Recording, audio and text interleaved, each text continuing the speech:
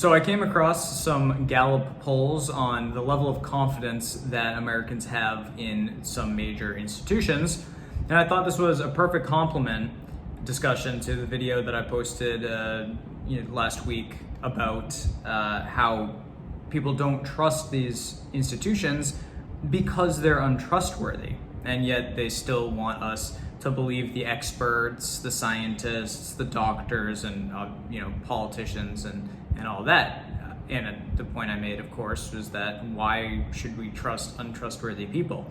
Now, this Gallup poll, as many have before it, it confirms that people don't really trust these institutions, but we're still sort of left with them and left with them ruling over us, even though there's just really widespread mistrust. So, for example, public schools, 32% of people have confidence in public schools, but a lot more than 32% of people send their kids to public schools. According to the Census Bureau, homeschooling actually more than doubled last year during the pandemic.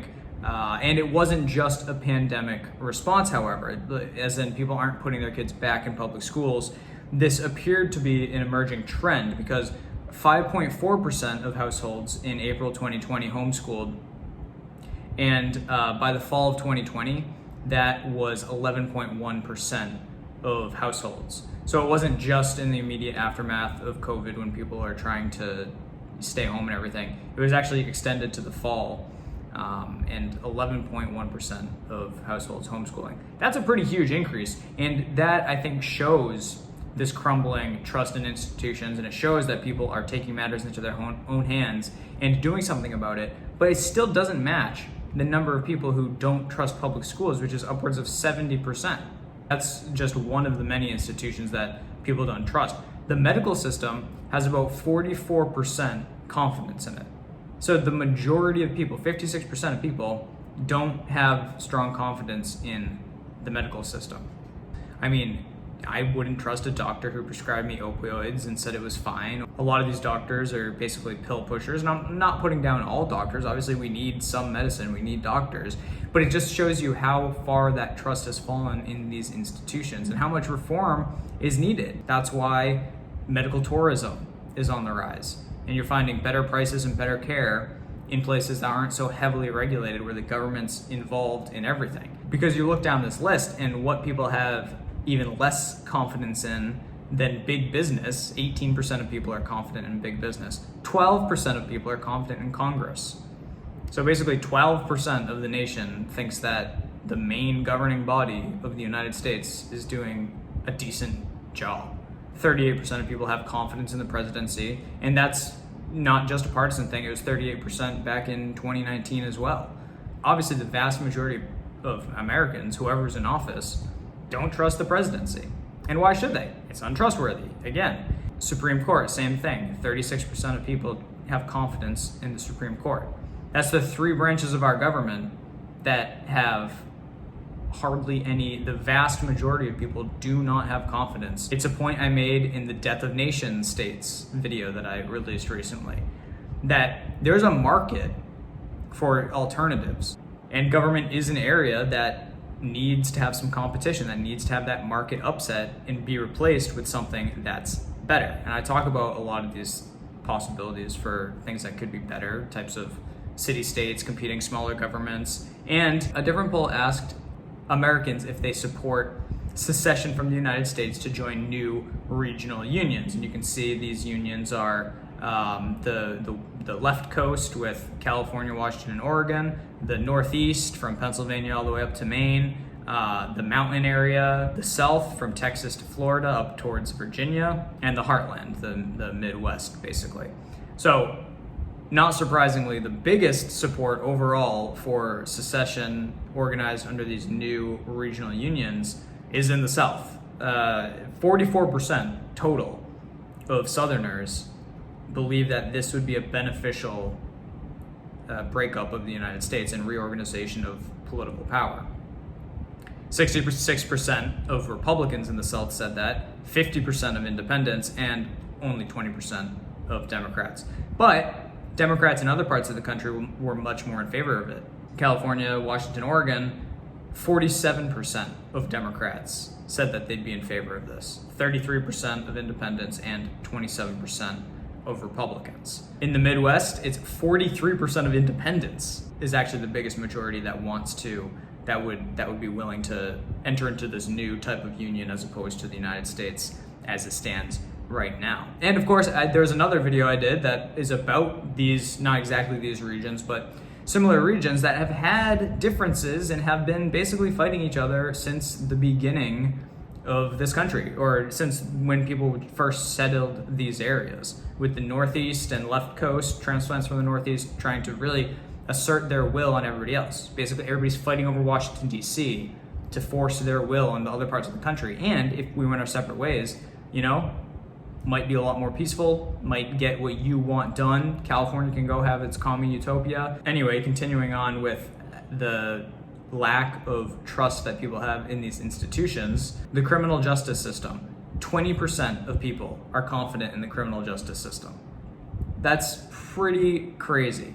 80% of people aren't confident either that criminals are going to be caught, that they're actually going to prosecute criminals and not innocent people. I mean, this is the justice system that does civil asset forfeiture, just takes your property and forces you to prove your innocence to get it back.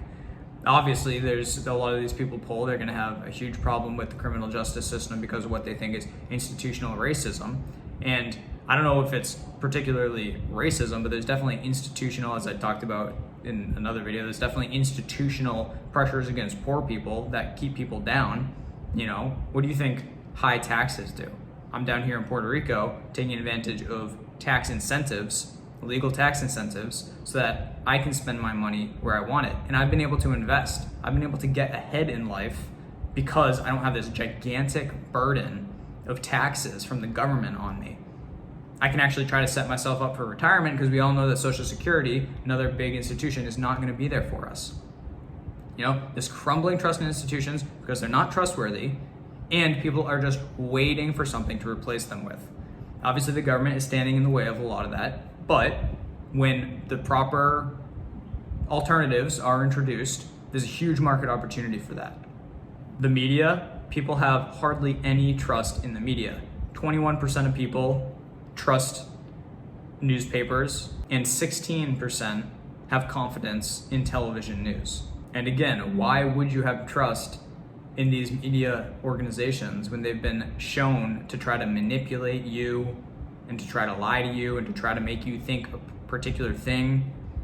People realize this. Again, people realize this, but where do you go? What can you do about it? Banks, only 33% of people have confidence in the banking system. And again, why do you think things like cryptocurrency are so popular right now? Yes, part of it is the whole get rich quick thing that everybody thinks they can make a quick buck. But the reason that these things exist in the first place is because there needs to be an alternative to banks, which get bailed out when they bet your money and lose it. You and I don't get bailed out, but the big banks get bailed out with our tax dollars. They're allowed to do fractional reserve banking where they can just invent money out of thin air in addition to what the Federal Reserve invents out of thin air and lend it. And then your money is not actually your money when it's in these institutions. They can and do go out of business. And yeah, you're FDIC insured, but the FDIC doesn't actually have enough money to bail out a systemic bank failure. They can do a bank here and there, but if they all went bust at once, your money's gone. So again, cryptocurrency, one solution. It puts the power in your hands. You don't have to rely on a third party to be sure that you'll have access to your money. And cryptocurrency, is that a store of value yet? Not really, but at least somebody's trying something. There's options out there now that don't rely solely on the banks.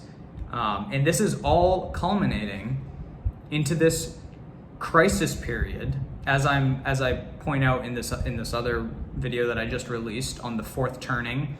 This is the crisis period where people do have lost faith in institutions. We're looking for something new. We're looking for a new way to organize society, something that's going to set the tone for the next 80 years as this crisis culminates and a lot of these institutions collapse for good, just completely no trust, the unraveling. This is another thing I talked about in that video. Check it out.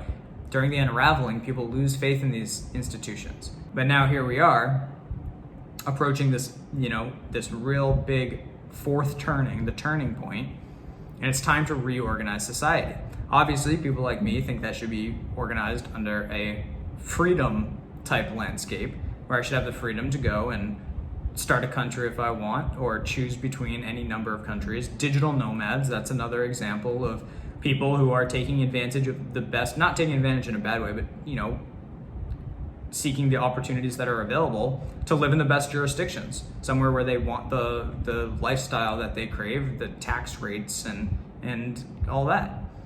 So there are solutions there, and society has slowly been reorganizing, but that's going to happen a lot more quickly coming up over the next few years. And it's important to understand these trends in order to make sure you're well positioned in this time that's going to be very tumultuous to be running your own life on the other end of it. When the smoke clears and we have this new order that's going to set the tone. Obviously, there's huge differences in Republicans versus Democrats for who supports which institution, and I really hate the whole Republican-Democrat thing. I don't think it's really accurate in how most people view the world, but they can be proxies for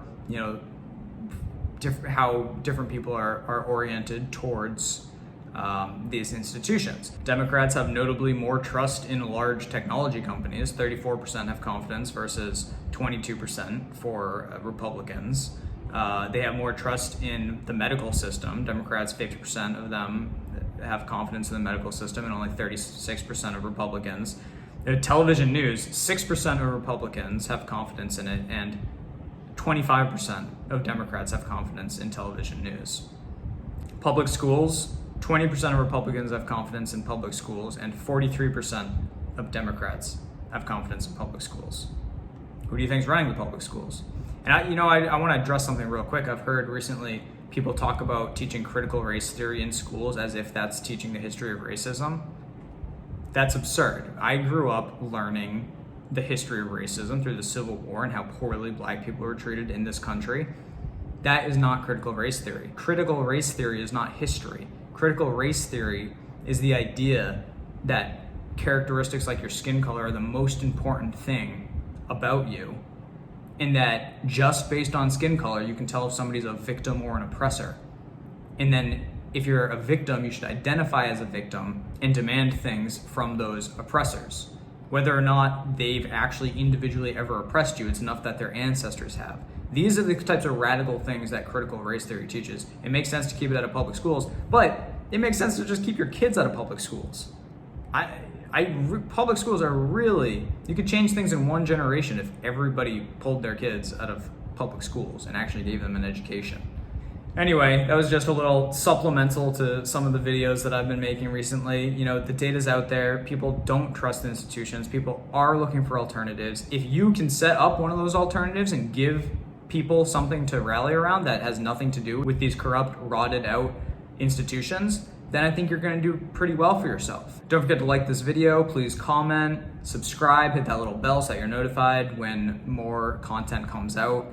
I'm Joe Jarvis. I appreciate you watching. Come back and see me again soon.